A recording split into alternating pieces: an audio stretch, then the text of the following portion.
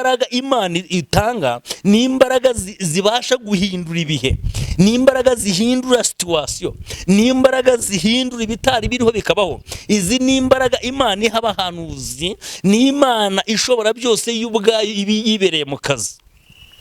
Izi mbaraga ziteye ubwoba, izi mbaraga zibasha ngo umuhanuzi ahagararamo akavuga ati ejo ku irembo ry'i Samariya indengo y'ifu y'ingezi izagurwa shekeli imwe. Izi mbaraga ziteye ubwoba, izi mbaraga Yesu yazihagazemo ubwo yari Betaniya, yasanze barashyinguye, yasanga ngo abantu barimo barira, bamubonye baravuga bati yo, iyo uza kuba waraje mbere uyu muntu ntangaba yarapfuye. Undi aramubwira ati muhumure, unyizera naho yaraba yarapfuye zongera abaho. Undi Marita aramubwira ati ibyo turabizi, kukwizera naho yaba yarapfuye azazuka ku munsi w'imperuka. Undi aramubwira ati nta kibazo, nyereka aho mwamushize.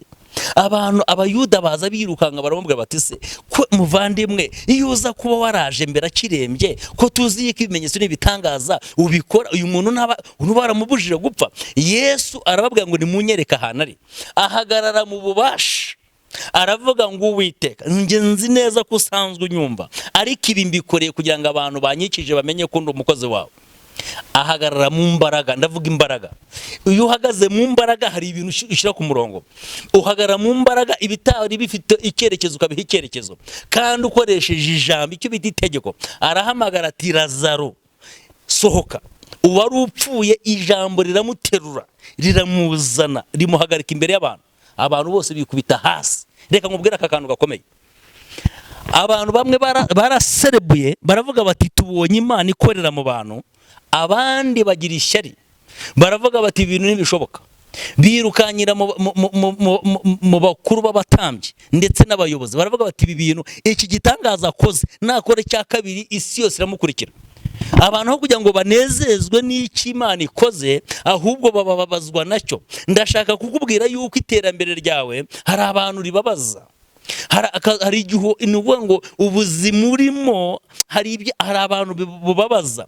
Ugerageza gukora dutoya abantu bakanungunika, ariko umva iki ijambo ririmo rimbwira. Imana iguha imbaraga zo guhinyuza iminsi, Imana iguha imbaraga zo guhinyuza ibihe, Imana iguha imbaraga zo gusohora ibyinjiye mu bana bawe mu izina rya Yesu. Imana iguha imbaraga zo gucecekesha amajwi yose yaraje kugana. Imana iguha imbaraga zo gucecekesha ikintu cyose cyari kije cyukugana. Ijambo riravuga ngo ejo ku irembo ry'i Samariya indengo y'ifu y'ingezi izagurwa shekeli imwe. Imana ishobora byose ni ikingura ibyawe byari bikinze, ibyasaga nkaho bidanangiye Imana ni ibifungure mu izina rya Yesu. Ibyagaragara nk'ibidafite icyerekezo Imana ibiha icyerekezo, ibyagaragara nk'ibidafite imbaraga Imana ibiha imbaraga. Imana ishobora byose ikugirire neza muvandimwe. Inzugi zari imbere yawe zimenagure, imipaka yari ifunze yikingure, ibyawe byari biboshye ibibohore, aho utageraga uhagere, ibyo utumvaga ubyumve, ibyo utakiraga ubyakire, kuko Imana ishobora byose ikinguye uyu muryango mu izina rya Yesu. Ijambo riravuga ngo